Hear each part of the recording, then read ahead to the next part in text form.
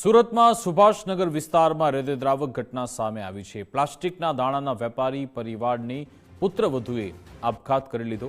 લગ્નના માત્ર 2 જ મહિનામાં આપઘાત કર્યો છે। બંગલા નંબર 65માં રહેતી ખ્યાતિ અભિષેક કેજરીવાલે આપઘાત કર્યો।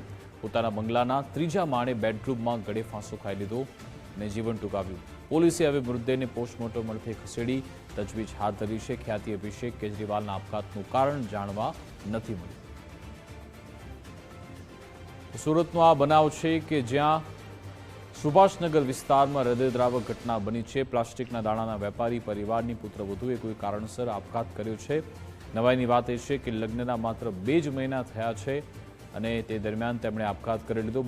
બંગલા નંબર 65માં રહેતી ખ્યાતિ અભિષેક કે જેણે આપઘાત કર્યો છે। આ અંગે વિગત આપશે સંવાદદાતા રાકેશ બ્રહ્મભટ્ટ ફોનલાઈન પર જોડાઈ ગયા છે। જી રાકેશ।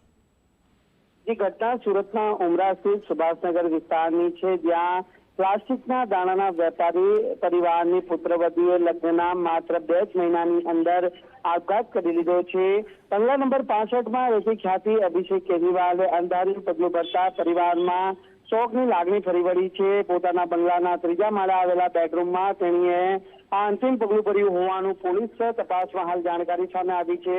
ઘટનાની જાણ થતાં જ ઉમરા પોલીસ ઘટના સ્થળે દોડી ગઈ હતી અને મૃતદેહને પોસ્ટમોર્ટમ અર્થે નવી સિવિલ હોસ્પિટલ ખાતે ખસેડી આગળની તપાસ હાથ ધરી હતી। જોકે સુખી સંપન્ન પરિવાર હોવા છતાં પણ આ પ્રમાણે જે પુત્રવધુએ પગલું ભરતા પરિવાર પણ છે તે હાલ ચેતનામાં મુકાયો છે અને તેણીના આપઘાત કરવા પાછળનું કારણ શોધવા છે તે પોલીસ હાલ તપાસ કરી રહી છે, જેને લઈને પરિવારના જે સભ્યો અને મિત્રવર્તુને પણ નિવેદન નોંધવા માટેની પોલીસે તજવીજ હાથ ધરી છે। એટલે પોલીસ તપાસમાં આપઘાતનું ચોક્કસ કારણ બહાર આવી શકે તેમ છે। જી બિલકુલ, આભાર તમામ જાણકારી આપવા બદલ।